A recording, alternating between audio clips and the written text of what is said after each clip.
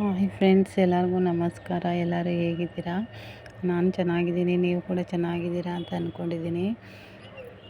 ಈ ವಿಡಿಯೋ ನಿಮ್ಗೆ ಇಷ್ಟ ಆದರೆ ಪ್ಲೀಸ್ ಲೈಕ್ ಮಾಡಿ, ಸಬ್ಸ್ಕ್ರೈಬ್ ಮಾಡಿ ಮತ್ತು ಕಮೆಂಟ್ ಮಾಡಿ, ಶೇರ್ ಮಾಡಿ. ಇವತ್ತು ನಾನು ಕಡಲೆಕಾಳು ಸಾಂಬಾರು ಮಾಡ್ತಾಯಿದ್ದೀನಿ ಮನೆಯಲ್ಲಿ. ಇದು ಮುದ್ದೆಗೆ ಮತ್ತು ಅನ್ನಕ್ಕೆ, ಚಪಾತಿಗೆಲ್ಲ ಕಾಂಬಿನೇಷನ್ ತುಂಬ ಚೆನ್ನಾಗಿರುತ್ತೆ. ಎಲ್ಲರೂ ಇಷ್ಟಪಟ್ಟು ತಿಂತಾರೆ.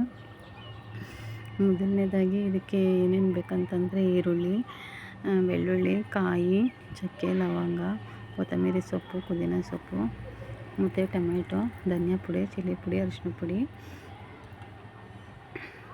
ಅದೆಲ್ಲನೂ ಹಾಕಿ ಮಸಾಲೆನ ರೆಡಿ ಮಾಡಿ ಮಿಕ್ಸಿ ಮಾಡಿ ಎತ್ತಿಟ್ಕೊಂಡು ಒಂದು ಕುಕ್ಕರ್ಗೆ ಎಣ್ಣೆ ಹಾಕಿ, ಎಣ್ಣೆ ಸಾಸಿವೆ ಸಿಡ್ದಾದ್ಮೇಲೆ ಕರಿಬೇವು ಸೊಪ್ಪು ಹಾಕಿ, ಕರಿಬೇವು ಸಿಡ್ದಾದ್ಮೇಲೆ ಒಂದು ಈರುಳ್ಳಿ ಹಾಕಿ ಅದು ಕಲರ್ ಚೇಂಜ್ ಆಗೋವರೆಗೂ ಫ್ರೈ ಮಾಡಿಕೊಂಡು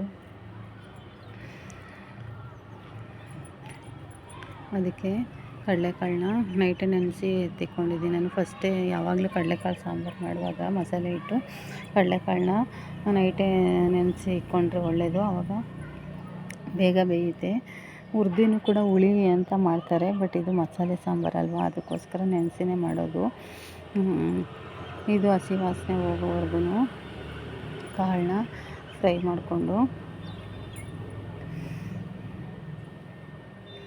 ಸ್ವಲ್ಪ ಇದಕ್ಕೆ ಅರಿಶಿನ ಪುಡಿ ಸೇರಿಸಿ ಸ್ವಲ್ಪ ಉಪ್ಪು ಹಾಕಿ ಫ್ರೈ ಮಾಡಿಕೊಂಡು ಇದಾದಮೇಲೆ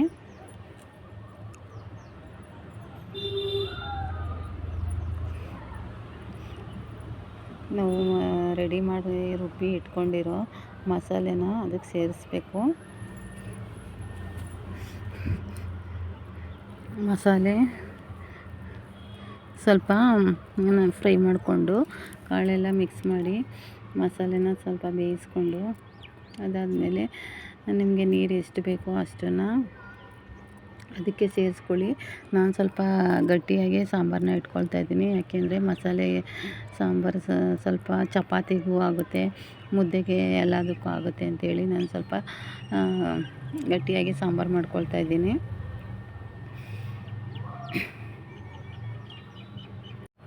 ಇದನ್ನು ಬೇಯಿಸ್ಕೊಂಡು ಒಂದು ಕುದಿ ಬರೋವರೆಗೂ ಇದ್ದು ಇದಕ್ಕೆ ಕಟ್ ಮಾಡಿ ಇಟ್ಕೊಂಡಿರೋ ಆಲೂಗೆಡ್ಡೆನ